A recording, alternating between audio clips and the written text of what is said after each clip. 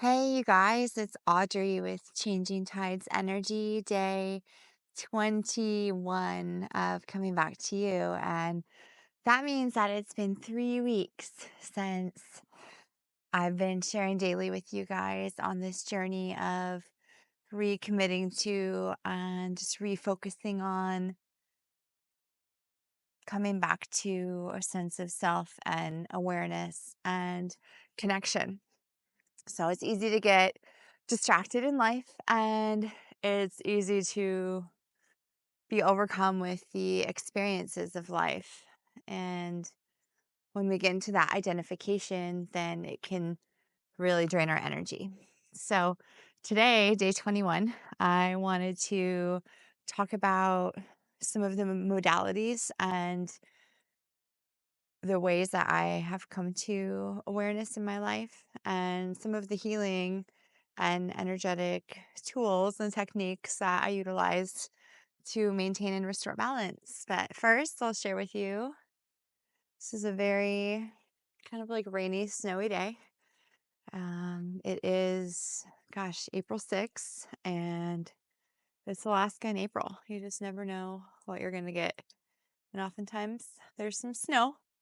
I'm standing under this amazing eave of this timber frame built sauna that my partner Scott and Scott, he's he's the man behind this, but we've definitely had a great time getting the resources from the land to mill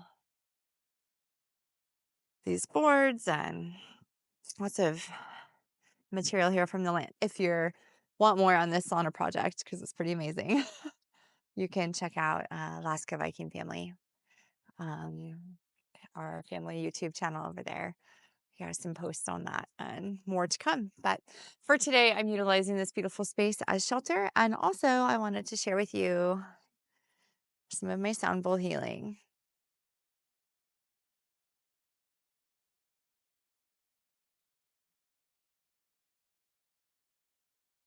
I truly believe that when you allow yourself to be still and to really evaluate your own self and your own alignment, and you go into that space of openness and transparency and curiosity, what happens with what you find and what you discover? Do you feel supported or capable in your life to let go of the fight of the mind?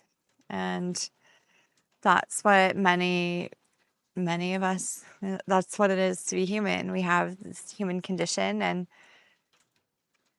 there can be the struggle of the mind. So many humans have been seeking for freedom of the mind, and people find it in different ways. And one of the most freeing avenues in my life to peace has been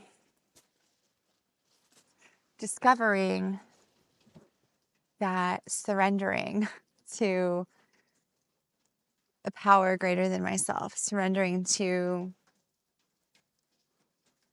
the reality that the ego is an illusion, and the attention that we give to the thoughts that we have form deep-rooted attachments that can then create pain and suffering in our life, which, is not like really ideal unless that's something that we want more of. And some of us are conditioned in that, and having comfort and having peace is not very comfortable either. So, that's something to check in on. I truly believe that if you are on a path to peace and you are on a path to discovery, then you will receive messages, you will receive insights, you will receive clarity. And if we welcome that into our life, then there will be more of that. And if we express gratitude for that in our life, then there will be more of that as well. There were several teachers for me early on that really helped me to untangle the mess, the absolute mess that my mind was. One of the first ones that really, really spoke very clearly to me was Don Miguel Ruiz and the Four Agreements. Really studying, actually took like a 12-week course in it, studying those principles and applying them to my life created a new level of awareness that transcended my current experiences into something that carried much less weight, had less of an impact on me, steamrolled me a lot less than it did prior. And there's a lot of freedom in that. That's like very exciting. That was a huge epiphany for me to know that I could free my mind. I didn't have to attach to it. I didn't have to be overrun with it. I really suffered with anxiety and depression for many years of my life, like very deeply, and often felt completely overrun by that and completely overtaken. And to learn how to question the mind, to learn how to observe the mind, to learn how to get curious around the mind instead of to be hijacked by it was very powerful and very freeing. The Four Agreements, if you're not familiar, there. Don't take anything personally. Don't make assumptions. Be impeccable with your word and always do your best. So they're pretty powerful if you apply those to your life. Have you studied them? Are you familiar with them? Don Miguel Ruiz and Don Miguel Ruiz Jr. have many teachings out there, Toltec teachings and ancient wisdom. It's wonderful. Another teacher that really spoke to me early on was Anthony DeMello, Awareness, The Way to Love. That book really opened me up and freed my mind even more of attachment, even more of meaning that I make. I would make so much meaning of other people's experiences and personalize them. I grew up in what felt to me like a very unstable and chaotic home and experienced trauma that I think at just the right ages and wiring that it felt very impactful. And I would tend to personalize a lot and make things about me that clearly weren't. But I had no idea I was doing that. And reading Awareness, The Way to Love by Anthony DeMello really opened up my eyes and my mind, which was wonderful. Learning more about non-attachment and like The Untethered Soul by Michael Singer. That was another teacher that for me just confirmed the freedom that we are not our thoughts, we are not our minds, we are not even our bodies. We are spiritual beings. This is an expression of our soul, expression of God consciousness, awareness, all one being. You really can let go of a lot of stress if you sit back in that reality. Observe the grief, observe the sadness, observe the anger, get curious around it, observe the ego, get curious, don't attach. When we focus heavily on something of that nature, it expands, it heightens, it becomes magnified and intensified. Awareness allows the experiences to dissolve, decreasing the suffering time, decreasing the intensity of the experience. This will bring you more peace and harmony in your mind, your body, your spirit. It's common in this human experience for the ego to run the show, hijack it. At the end of the day, that leaves you feeling very hollow, unsatisfied.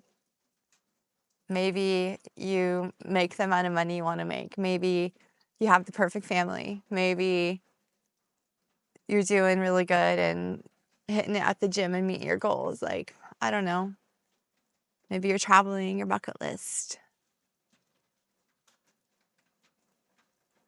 At the end of the day, if those things are done in a search or a quest for something out of a lack state, they will never be fulfilling. I have that personal experience myself. I know many others who have as well.